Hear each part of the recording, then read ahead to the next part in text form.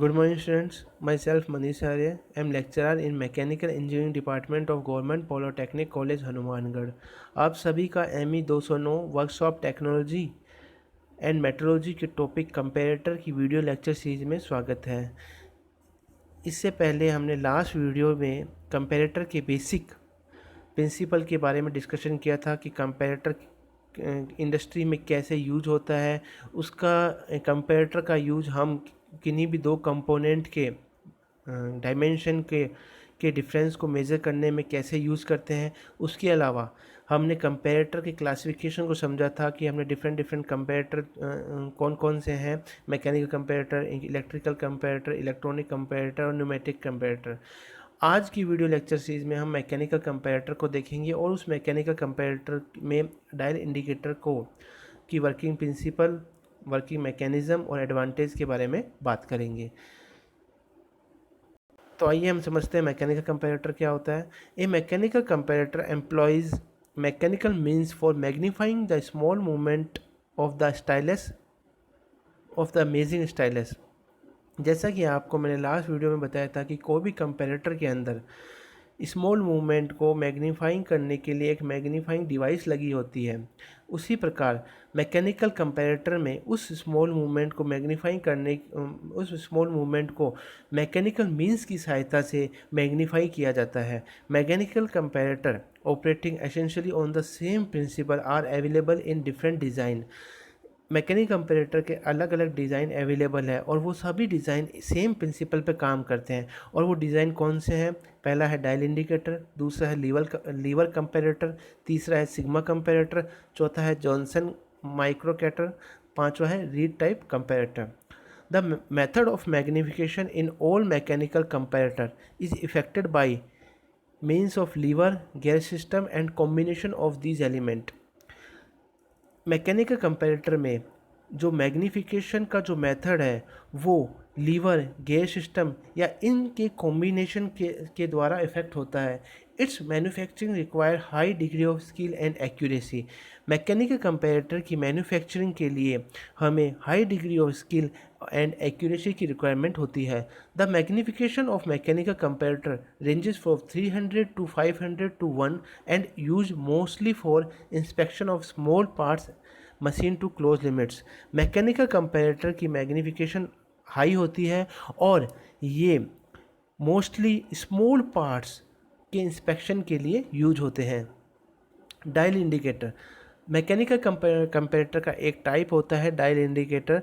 A dial indicator is a simplest type of mechanical comparator. Mechanical comparator के simplest type की बात की जाए तो वो डायल इंडिकेटर होता है। It is very versatile and sensitive instrument. ये काफ़ी सेंसिटिव इंस्ट्रूमेंट होता है। It use gear system together with A rack and pinion. Dial indicator के अंदर एक गियर सिस्टम होता है जिसके अंदर रैक एंड पिनियन भी होता है।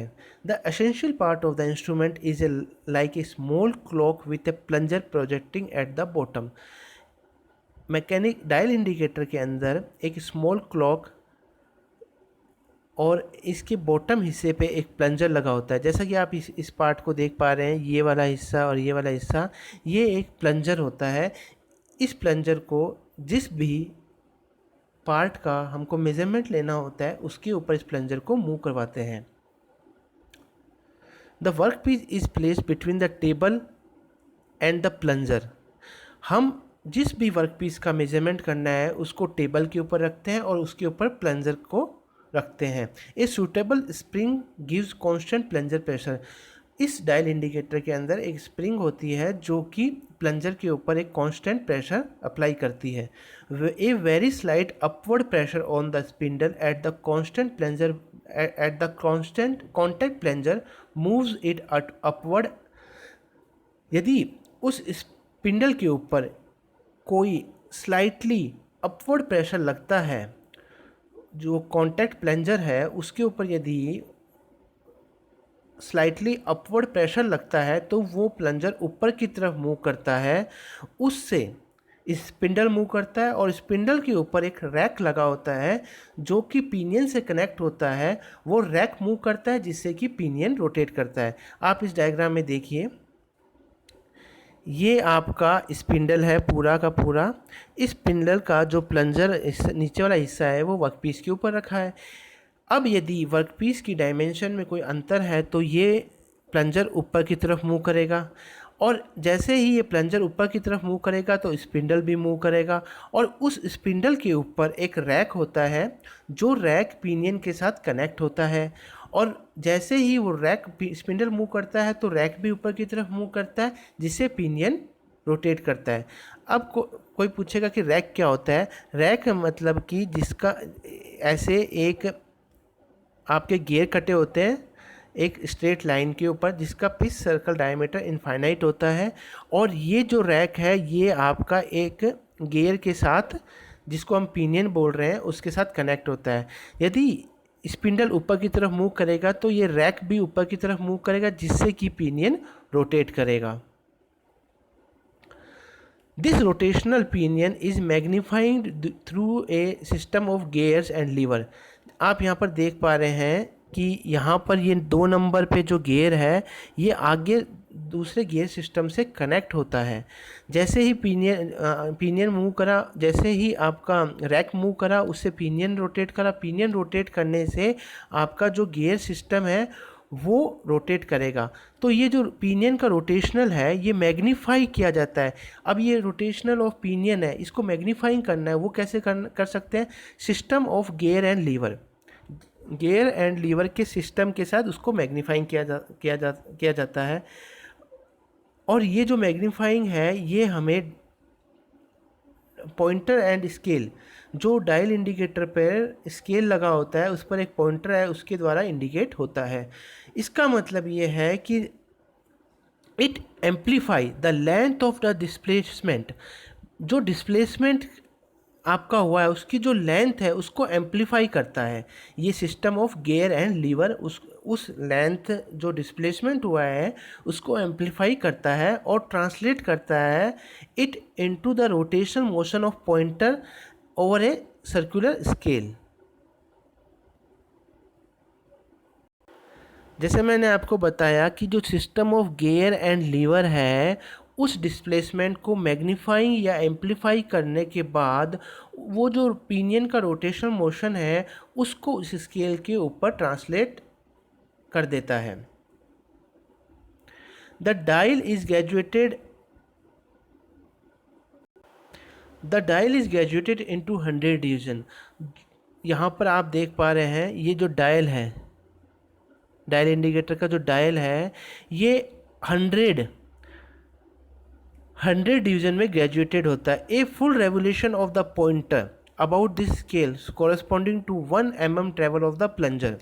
यदि इस डायल इंडिकेटर की जो सुई है वो पूरा रोटेशन करती है, इसका मतलब उसने 100 डिवीज़न को कवर किया है। वो 100 डिवीज़न प्लंजर के 1 mm मूव को दर्शाते हैं। So a turn of the hand of 1 scale division. तो जैसा कि 100 division is equals to 1 mm है, तो एक डिवीज़न कितना हो गया? 1/100 mm।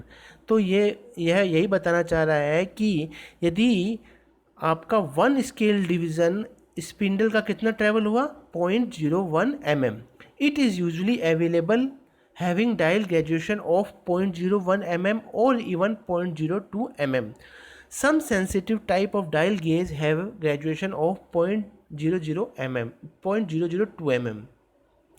अब यदि हम इसके ऑपरेशन के बारे में बात करें कि इसको हम कैसे मेजरमेंट करते हैं, कैसे रीडिंग लेते हैं, वो हम देखते हैं। The principle of operation. Dial indicator does not measure the length. आपको मैंने पहले ही बताया कि कोई भी कंपेरेटर लेंथ को मेज़र नहीं करता, ये सिर्फ जो लेंथ की चेंज है उसको मेज़र करता है। Slip gauges can be used as a standard in the desired distance between the plunger and the reference point। Dial indicator का जब हम काम करते हैं तो हम स्लिप गेजेस की सब हेल्प लेते हैं। जैसा कि आप इस डायग्राम में देख पा रहे हैं, यहाँ पर स्लिप गेजेस हैं।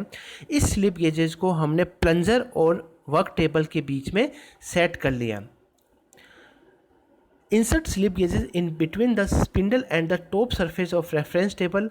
स्लिप गेजेस को हमने स्पिंडल और रेफरेंस टेबल के बीच में इंसर्ट किया और इंडिकेटर की जो रीडिंग है उसको 0 पे सेट कर लिया और स्लिप गेजेस को रिमूव कर लिया।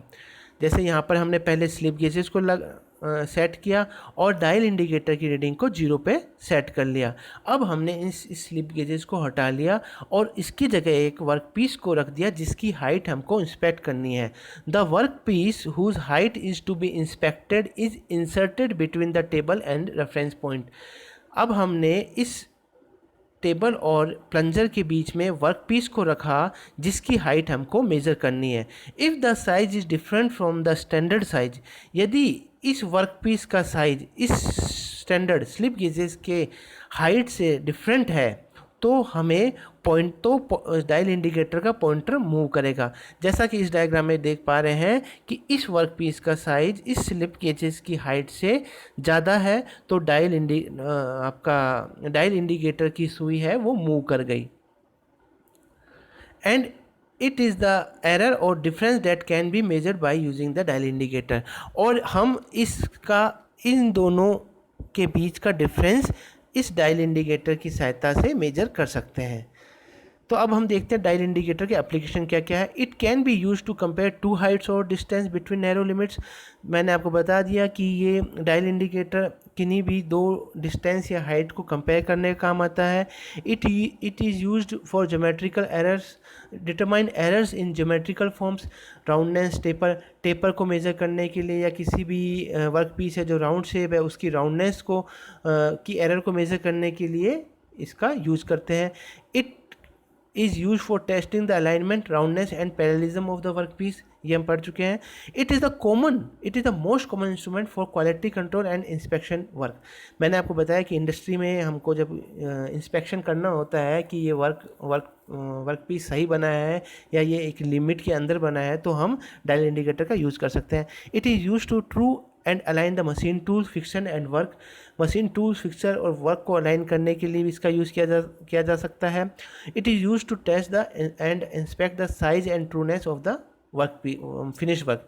किसी भी फिनिश्ड वर्क जो इंडस्ट्री के अंदर जो पार्ट बना है उसके साइज़ को इंस्पेक्ट करने के लिए, उसकी ट्रूनेस को चेक करने के लिए डायल इंडिकेटर का यूज़ कर सकते हैं। इसके एडवांटेज क्या क्या हैं?